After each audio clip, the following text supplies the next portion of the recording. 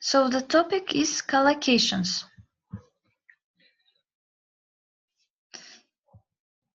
Here is the plan for our presentation. So first is what is collocation. Next is criteria for collocations. Third is linguistic subclasses of collocations. Fourth is types of collocations, and the last part is consists of examples and tasks. So what is collocation? It refers to a relationship between words that frequently occur together. So this means that these are just words that come together sometimes, and they are not changed usually. The words together can mean more than the sum of their parts. For example, hot dog. If you take separately, it can mean it can have absolutely another meaning, but as a collocation, the meaning is different, or mother-in-law. So examples of collocations like noun phrases, strong T, or phrasal verbs to make up. Next is, a word can gain different collocational meaning in different contexts. Green on the job, green fruit, green with envy, or white man, white wine, white noise, white coffee. So these different meanings of green and white are polysemous. A polysemous means that it has more than one meaning, but they are caused by different collocations changed in verbal context. This means that green or the word white may mean something more than just color.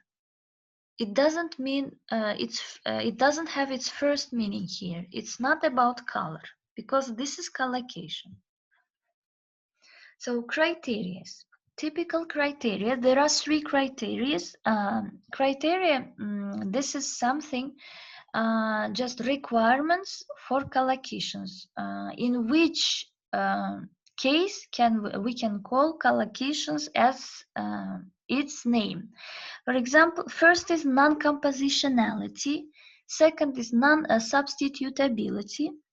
Third is non-modifiability. So, collocations usually cannot be translated into other languages word by word. So, usually we cannot translate, just take a collocation and translate it word by word into Uzbek or Russian. We cannot do this. A phrase can be a collocation even if it's not consecutive. Knock door, for example. So what is non-compositionality? So if a phrase is a compositional, so the meaning can be predicted from the meaning of the parts. New companies. So in order to call the phrase compositional, it should be translated just word by word. New companies. Everything is understandable. Companies that they are new, yes, but if the phrase is non-compositional, it means that we cannot predict the meaning of the word from its words. Hot dog, the same example. We cannot understand the meaning from these words. Collocations are not necessarily full compositional in that there is usually an element of meaning added to the combination, strong T. But sometimes it can happen that the word is not fully compositional. This means that we can understand some words, the meaning can be predicted from some words, but by adding next word, it can be a little bit different. So the only solution here is to know the real meaning of this collocation. Idioms are the most extreme examples of non-compositionality. To hear it through the grapevine. So idioms are the most non-compositional phrases in English language. Next is non-substitutability. So substitute, this means to change or to replace something or someone. We cannot substitute near synonyms for the components of a collocation. This means that we cannot change any element, any word in collocation. We can't say yellow wine instead of white wine, even though yellow is a good description for the color of white wine. So this means that we cannot just take one word and change or replace it with another one, even though it's really close or synonymous word. We cannot do that because this is collocation. Many collocations cannot be freely modified with additional lexical material or through grammatical transformations. And this is the third criterion, non-modifiability. This means that we cannot change it grammatically. For example, white wine but not whiter wine, or mother-in-law but not mother-in-laws or mothers-in-law. Yes, mother-in-laws. This is not correct because mother-in-law. This is collocation. This is fixed. We cannot change it grammatically or lexically. So. The collocation in collocation, word is characterized by the company it keeps. Collocations of a given word are statements for the habitual or customary places of that word. So non-compositionality of meaning cannot be derived from its part. So meaning, we cannot know the meaning from the words in collocation.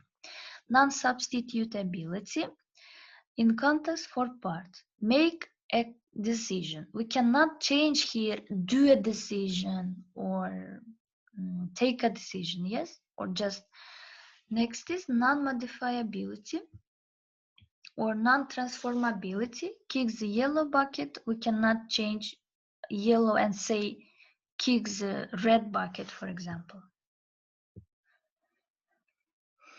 Next slide. So linguistic subclasses.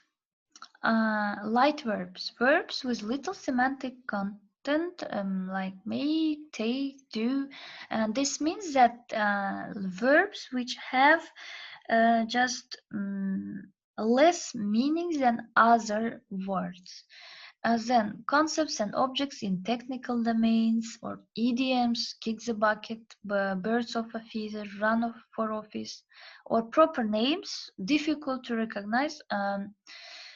Tuesday, if it's a person's name, May, Winston Churchill, IBM, INC, for example. Then numerical expressions, Monday, October the 4th, 1999, or 2750, yes? And the last one is phrasal verbs, look up, take off, tell off. So examples. We cannot use quick with train. We just say the fast train.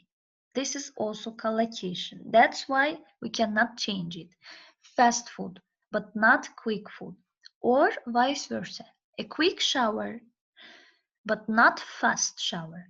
A quick meal, but not fast meal. Then these are types of collocations. First is adverb plus adjective. This is the first type. We can say completely satisfied, but not downright satisfied, even though the meaning is the same. We entered a richly decorated room. So richly, this is adverb, decorated, this is adjective. Are you fully aware of that implications of your action? So fully, this is adverb, aware, this adjective. So next slide. This is the second type. This is adjective and noun type. The doctor ordered him to take regular exercise. Regular is adjective and exercise is noun here. Third type, this is noun plus noun. Let's give Mr. Jones a round of applause.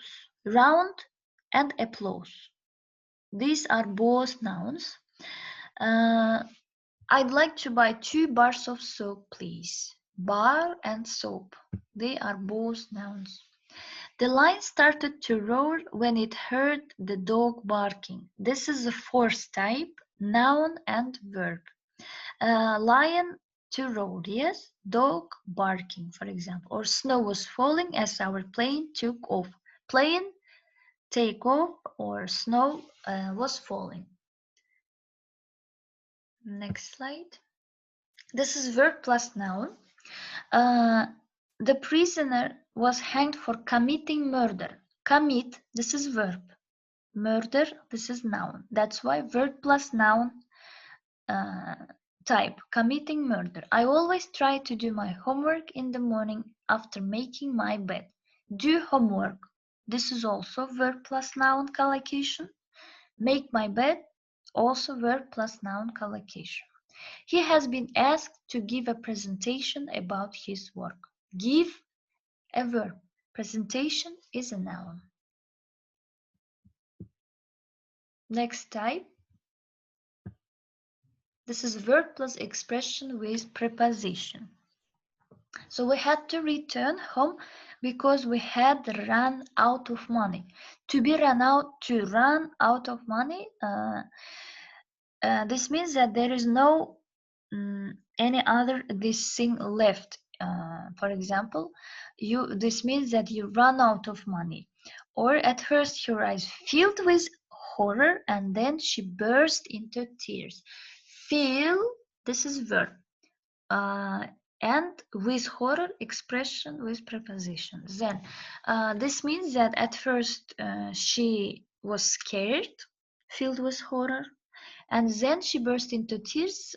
She started to cry.